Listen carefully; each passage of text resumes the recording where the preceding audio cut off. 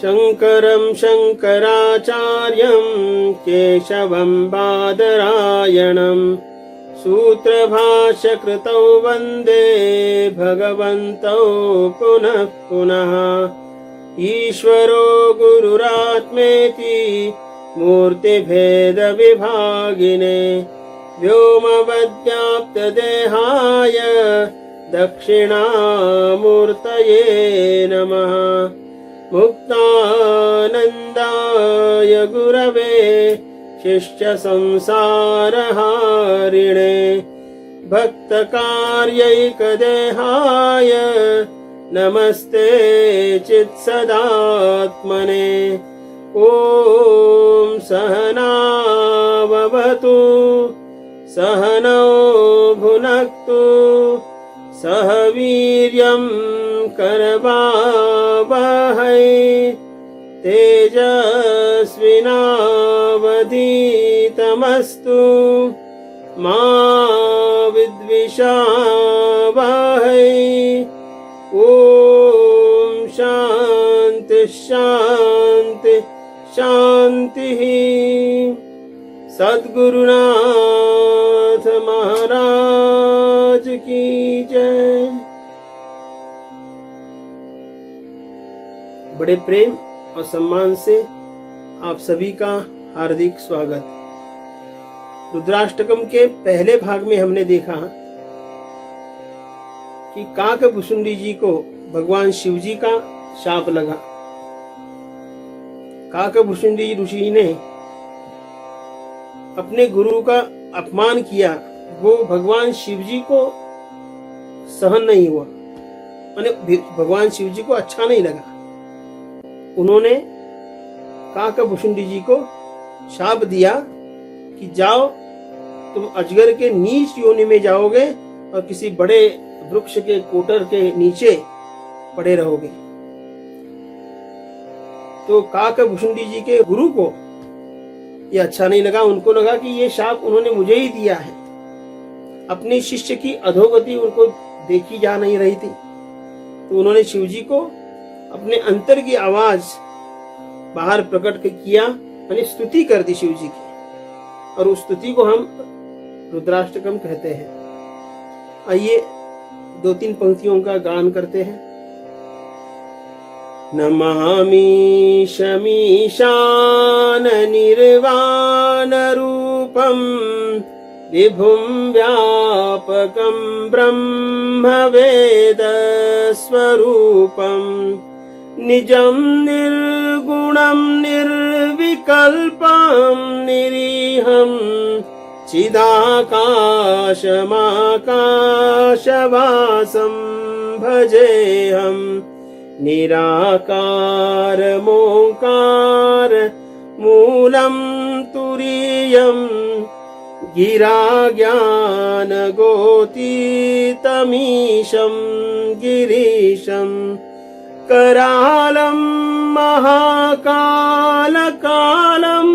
कृपालं गुणागार संसारपारं नतोऽहं गुणागार संसारपारं नतोऽहं। शंकर जी की इस प्रार्थना में शंकर जी के स्वरूप का, उनके गुणों का और उनके महिमा का वर्णन है।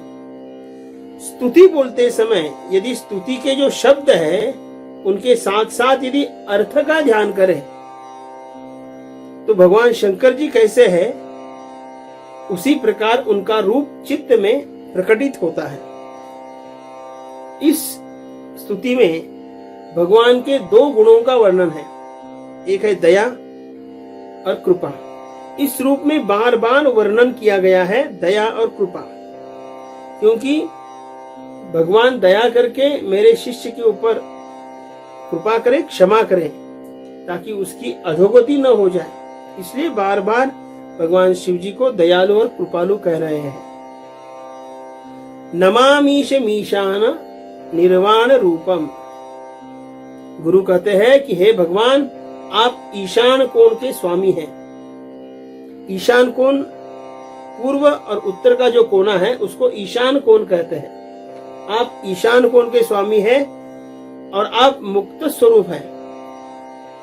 ये जो ईशान कोण है, ये जो दिशा है, हम जब वास्तुशास्त्र के हिसाब से हमारा घर बनाते हैं तो ईशान कोण में या फिर मुख्य दरवाजा रखा जाता है, पूजा गृह या फिर मंदिर बनाया जाता है। और आग्नेय कोण में अग्नि की स्थापना होती है, माने रसोई घर बनाया जाता है।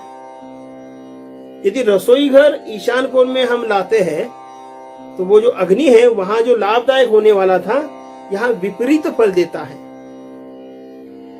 इसलिए ईशान कोण में भगवान की मूर्ति या फिर मंदिर, पूजा गृह होना चाहिए, पूजा का घर होना चाहिए। तो यहाँ शिव जी की स्तुति करते हुए कहते हैं कि आप ईशान कोण के स्वामी हैं और आप मुक्त स्वरूप हैं। फिर कहते हैं कि आप विभु हैं। विभु माने जैसे तरंगों में जल व्याप्त है और वैसे ही आप सब में व्याप्त है। आप सर्वव्यापी है, सर्वव्यापक है, आप परब्रह्म हैं। और परब्रह्म तत्व जो है वो चेतन स्वरूप है। चेतन स्वरूप वही हो सकता है जिसको अपने स्वयं का अनुभव होता है। इसलिए भगवान शिव जी को यहाँ विप्र वेद स्वरूप कहते हैं। सब कुछ जानने वाले वो है भगवान शिव जी। आत्म स्वरूप है। आप कैसे बोले आत्मा स्वरूप है? आप सभी की आत्मा है। सत्व रज तमस से परे है। तथा आप कैसे है? बोले आप निर्विकल्प है। निर्विकल्प है माने क्या? माने बुद्धि और मन की प्रकल्पना में आप नहीं आते हैं। आप उस परब्रह्म परमात्मा को अपनी क्षुद्र मन बुद्धि से ऐसे ही जान नहीं सकते। उसके लिए साधन भजन करना पड़ता है, समाधि षट संपत्ति से युक्त होना पड़ता है। फिर भी साक्षात वेद भगवान भी उसका वर्णन करने में सक्षम नहीं है। वो भी वहां से फिर वापस आते हैं नेति नेति करके। इसलिए यहाँ कहते हैं कि आप मन बुद्धि प्रकल्पना में नहीं आते हैं और आपको किसी भी प्रकार की ईहा नहीं है, माने इच्छा नहीं है। निर्गता ईहा यस्य सहा, आप निरीह है। आप कैसे है? बोले चिदाकाशम आकाशवासम, आप चेतन आकाश स्वरूप है और हृदयाकाश में वास करने वाले हैं। माने हृदयाकाश में जो चेतना है वो सर्वत्र व्याप्त है। वही साक्षी अंदर भी बैठा है। वही परम तत्व सब में गया हुआ है, सब जगह है और वही सबके हृदय में है। क्योंकि ये जीव भी इसी सृष्टि का एक हिस्सा है। इस जगत में रहकर वो अपनी क्रीड़ा करता है। खेलति ब्रह्मांडे भगवान, खेलति ब्रह्मांडे, खेलति ब्रह्मांडे भगवान, खेलति ब्रह्मांडे। आप सबके आत्मा हो, आप सब में, सब पूरे अखिलांड ब्रह्मांड में आप ही व्याप्त हो। आप चेतन स्वरूप हो तो आप सबकी चेतना रूप में आप सबके हृदय में विद्यमान हो। इसलिए मैं आपको प्रणाम करता हूं। निराकार ओंकार मूलम, आप असीम हैं। आप किसी भी सीमा में नहीं बंधे जाते हैं और आप ओंकार के मूल हैं। माने ओंकार आपका ही वाचक है। हम कहते हैं कि ओंकार ब्रह्म का वाचक है। सबसे पहले जो ध्वनि ऋषि मुनि ने सुना वो है ओम की ध्वनि, और ओम के रूप में ही सबसे पहले इस विश्व में प्रकटीकरण हुआ है। इसलिए ओम इज द प्राइमोरियल साउंड। आप ओंकार के वाचक बने, आप ही ब्रह्म है। तो क्योंकि ओंकार ब्रह्म का वाचक है। जीव तो जागृत स्वप्न सुषुप्ति इन अवस्था में भ्रमण करता रहता है और परमात्मा की अवस्था एक ही अवस्था है, वो है तुरीय। आप वाणी और मानसिक बौद्धिक ज्ञान के अतीत है। साधारण वाणी आपका वर्णन भी नहीं कर सकती, तो उसके अतीत आप हैं, इंद्रियों से ग्राह्य नहीं है, क्योंकि आप सबका साक्षी होने के नाते सारी इंद्रियों का साक्षी आप ही है। हाँ, असल में देखा जाए तो आपके ही बल से सारी इंद्रियां चलती है, सारी इंद्रियां कार्य करती है। तो ये इंद्रियां आपका वर्णन कैसे कर सकती है? आप मौन स्वरूप परमात्मा हो। हे भगवान शंकर जी, आप सारे जगत के स्वामी हो और कैलाश पर्वत के भी ईश आप हो। करालम महाकाल कालम कृपालम, आप कराल है। आपका कभी कभी आपका रूप भयानक होता है। आप महाकाल के भी काल हैं। आप कैसे हैं? बोले मृत्युंजय है, लेकिन आप कृपालु हैं। महाकाल के भी काल भगवान शिव जी को कहा जाता है, क्योंकि संहार करने का काम उन्हीं के पास है। आप देखिए, कुछ साल पहले केदारनाथ में त्रासदी हुई। भगवान शंकर की भूमि, देवभूमि, वहां भक्त बनकर जाने के बजाय वहां लोग मौज मस्ती करने जाते थे। इतना ही नहीं, नई नई जो शादी होती है वो जोड़े वहां पैकेज लेकर जाते थे। वहां जाकर कुछ भजन पूजन करना चाहिए, जप करना चाहिए, इसके लिए तो वो भूमि है।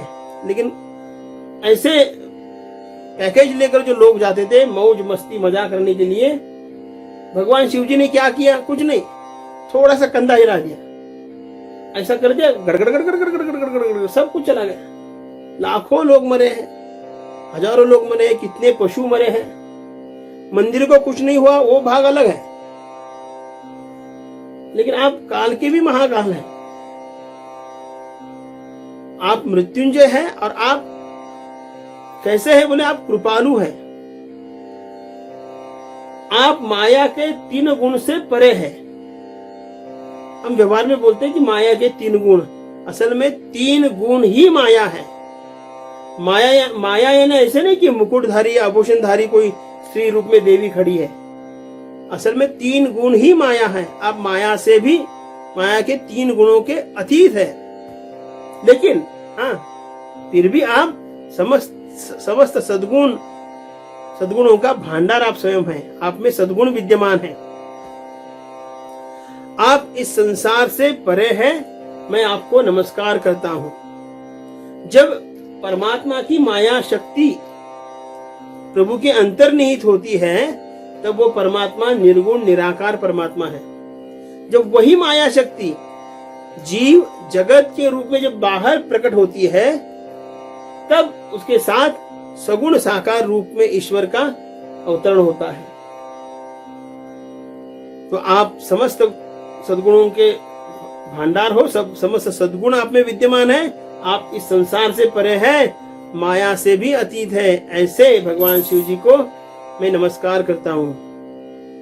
फिर से एक बार बड़े प्रेम और सम्मान से सबका हार्दिक स्वागत। इसके आगे की चर्चा हम अगले भाग में करेंगे। सद्गुरुनाथ महाराज की जय।